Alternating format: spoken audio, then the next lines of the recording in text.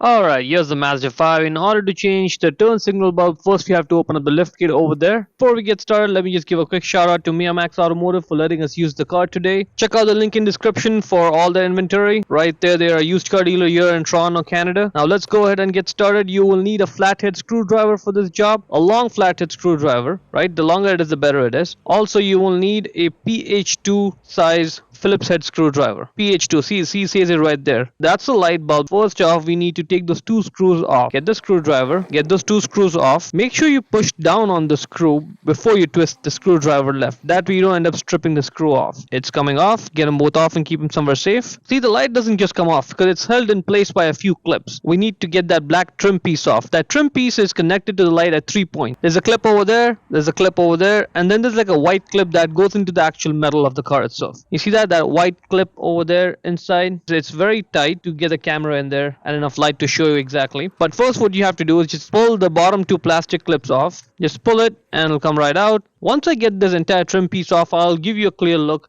as to what the clips look like, where they exactly go in. Once you get the black plastic clips off, get a screwdriver and use the screwdriver from different angles to basically get that white clip that's inside there out of the metal. So you'll have to go from different angles to actually pry it out completely. Now see, once it's off, you can see it. That's the white clip. That's where it goes into the metal. So it doesn't just come off in one shot. You've got to pry it from different angles and gradually, and it'll pop right out then. And those are the two slots with the clips on the trim piece where they go in there. The light is held in place by two sliders over there. Hold the light the way I'm holding. The left hand goes on the top, the right hand sort of wedges over there on the bottom, and then with both your hands just pull it towards you, outwards. It slides out.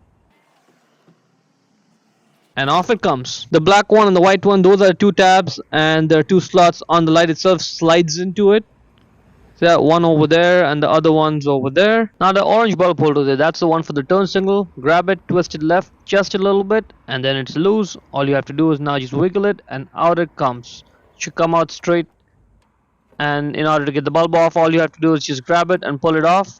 Now let's take a closer look at it. It says it right there on it, WY21W or 7440A. 7440A, that's the bulb replacement number. It's a single filament bulb. Get the new bulb, push it in there, it'll click right in.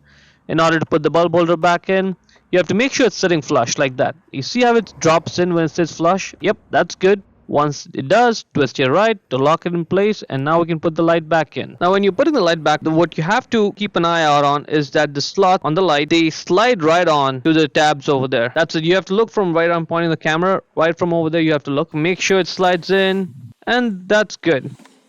The light is flush with the body, it's not sticking out. Even if I try to move the light, it won't just fall off now, because it's held in place by those two tabs there. Put the black trim piece back on. You know that the black trim piece connects at 3 points. One white tab goes into the metal, two black on the trim piece go with the two black slots on the light itself. Click, click, click. Let's not forget to put those two screws back on. Okay, now the light is secured in place. You see how it's flush, it's not moving. The final test is to open the sliding door. See if it slides in all the way. That is good. Yep. And now let's go ahead and close the door. We have now successfully changed the turn signal bulb on your Mazda 5. Hope you found it useful.